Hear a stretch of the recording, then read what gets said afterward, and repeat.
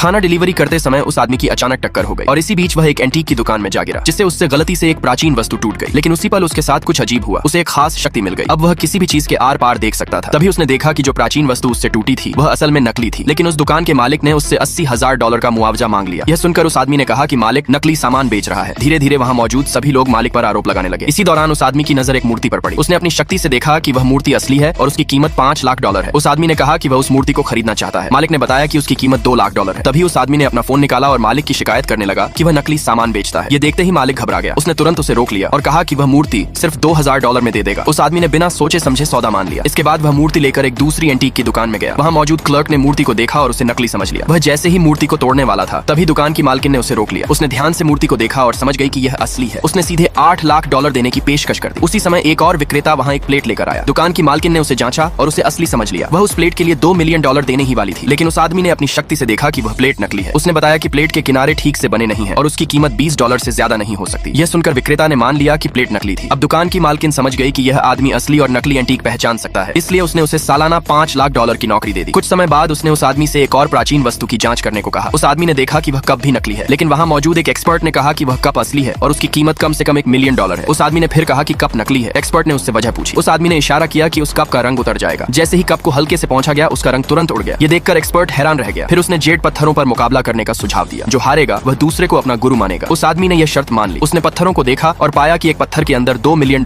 की जेड छिपी है। एक्सपर्ट उस पर हंसने लगा और बोला कि उस पत्थर में जेड नहीं हो सकती। एक्सपर्ट ने पहले अपना पत्थर कटवाया और उसमें से $2 लाख की जेड निकली, लेकिन जैसे ही उस आदमी का पत्थर काटा गया वहाँ मौजूद हर कोई दंग रह